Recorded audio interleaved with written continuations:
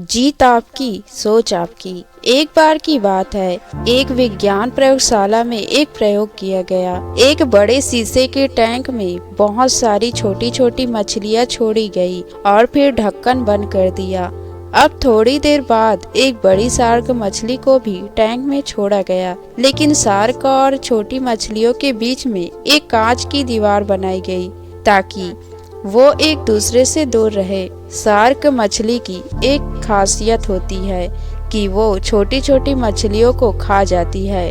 अब जैसे ही शार्क को छोटी मछलियां दिखाई दी, वो झपट कर उनकी ओर बढ़ी। जैसे ही शार्क मछलियों की ओर गई, वो कांच की दीवार से टकरा गई और मछलियों तक नहीं पहुंच पाई। शार्क को कुछ समझ नहीं आया। वो फिर से छोटी मछलियों की ओर दौड़ी, लेकिन इस बार भी वो फेल रही। शार्क को बहुत गुस्सा आया। अब की बार वो पूरी ताकत से छोटी मछलियों पे झपटी, लेकिन फिर से कांच की दीवार बांधा बन गई। कुछ घंटों तक यही चलता रहा। शार्क बार बार मछलियों पर हमला करती और हर बार असफल हो जाती। कुछ देर बाद शार्क को लगा कि वह मछलियों को नहीं खा सकती।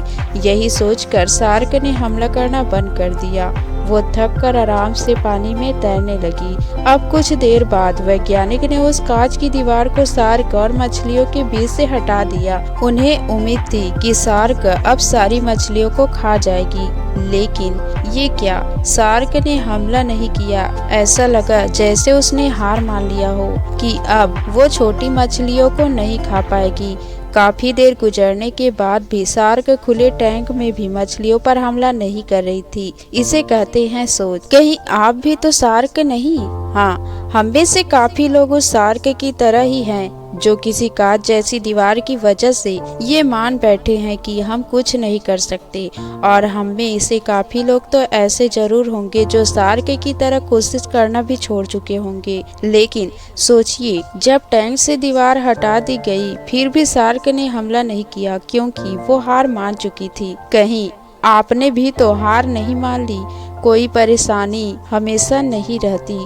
क्या पता आपकी कांच की दीवार भी हट चुकी हो, लेकिन आप अपनी सोच की वजह से प्रयास ही नहीं कर रहे। आप भी कहीं न कहीं ये मान बैठे हैं कि मैं नहीं कर सकता, पर मैं दावे के साथ कह सकती हूँ कि एक दिन आपकी दीवार भी जरूर हटेगी या हट चुकी होगी।